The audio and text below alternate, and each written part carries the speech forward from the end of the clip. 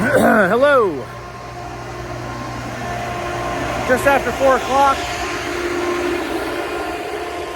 We're gonna check on the corn. Hey, it's a deer. Huh, all right. Wow, squirrel. Okay. Here checking the corn. The fan's been on for like 19 hours. It basically went in at like 18%. I don't think it was that humid at night, but we had a frost. But it's been in the low 50s all day, 40 degrees, still good drawing conditions. So let's see what we got.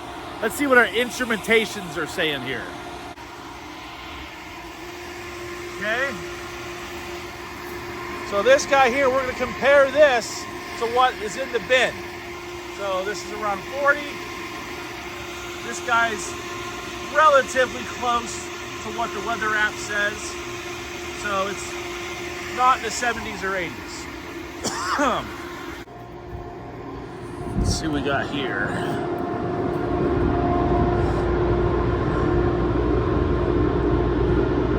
That is lower.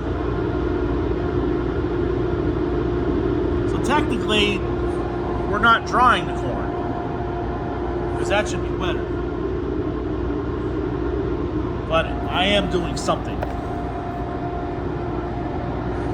All right, let's do a quick check here. Wow, 14.7. Now, corn is pretty cold. Take this.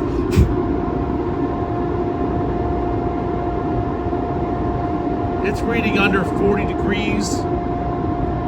So, I mean, the air coming out of this door just feels like an air conditioner, for Christ's sakes. So, with the corn being cold, that being 14.7, I bet you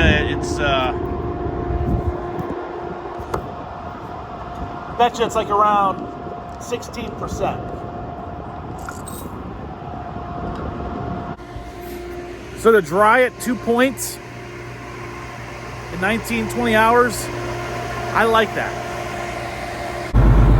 Okay, it is 5:30. I wanted to do some disking in this field since I took care of the rest of these single rows on the east side.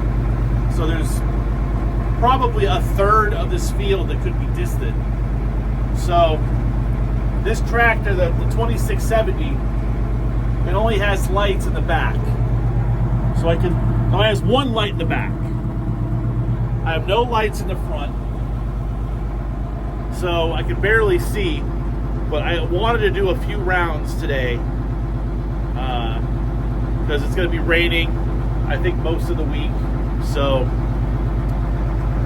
that's what we're doing right now. Okay. Camera shows more light than what there is. So basically what I'm doing here is just knocking down the stalks and chopping up some of the residue that's left over. You remember the video that I started to do the cover crop, and I was disking some of the field, the first field over by Nicole's. I adjusted the angle of the wings of these discs. They don't cut as aggressive, because I had or have the thought of maybe doing some strip tillage where 30-inch shanks, they're 30 inches apart, which is just like our rows. Change the chisel point to a straight shank point, so it just basically cuts a groove in the ground, and that groove would represent the seed bed, or where the seeds and the roots would grow, to basically promote a semi-no-till situation. Now with the chisel plows, how they're set with the curled shoe. It's 4 inches wide, and they go in about 10 inches deep, and it helps bring up that soil from 10 inches down up to the surface. Just like the old Marlboro plows, where it just takes and flips the dirt, flips it, 6-8 inches. So with the discs, believe it or not, discs promote compaction under the disc blades. When they're angled and they do a good job cutting the dirt, it actually scrapes and promotes compaction down in the soil. So trying to eliminate that, even though it's like, well, we chisel plow anyway, right? Trying some different stuff. So these discs are basically cutting more than they are disturbing the ground.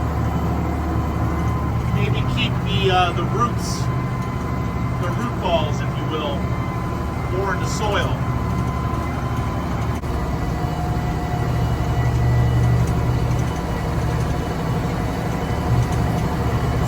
It's possible after we do this field with one pass that we'll take these discs and do a second pass, but do it on an angle, or what I would like to do is on a 90-degree angle. So basically I'm going this way now. I'm just following the rows, and then afterwards, when the whole field is done, I'm going to go this way to help promote and chop up any stalks, nubs, leaves, residue. That way, during the winter, all this stuff will have a better time to decompose.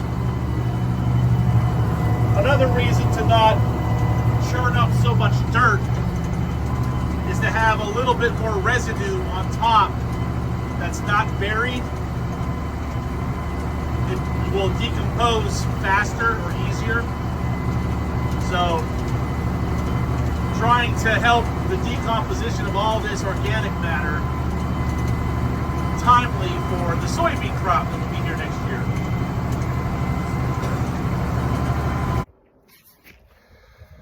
Whew, okay. I pretty much disted everything once from the one side of where the woods were over to where the corn is. And that took less than an hour. That was kind of fun. I think I did a pretty good job. I actually shut the lights off, or the light off, because let's see, there is a moon, and it just gave just enough ambient light to where I can follow the rows. And so yeah, so something productive, something farm productive done today. Before I go to bed, I'm gonna check the torpedo heater and the fan. I'll probably top off the torpedo heater with kerosene, and that should run all night. I don't think we're gonna get any rain until after 6 or 7 a.m. So I will be driving by around 5:30 to go to work. So I will shut everything off, and it is possible that I'll just call that batch done. Because again, if we can get another point down, so if with the corn being so cold at 40 degrees, if I can get to read anywhere in the mid 13s, even if by adding 2 points because of the cold factor, the hell with it. I'm pretty sure whatever corn we put in the one wagon was like around 13%, and it was like in a 55-degree day. So if it's high 15s, put it in the wagon, it'll get all mixed in. And then during the Thanksgiving holiday, we will fill up our next batch of around 400 bushel and get that done, and then monkey around with drying that batch. So we will be over half done at that point, and right around Thanksgiving.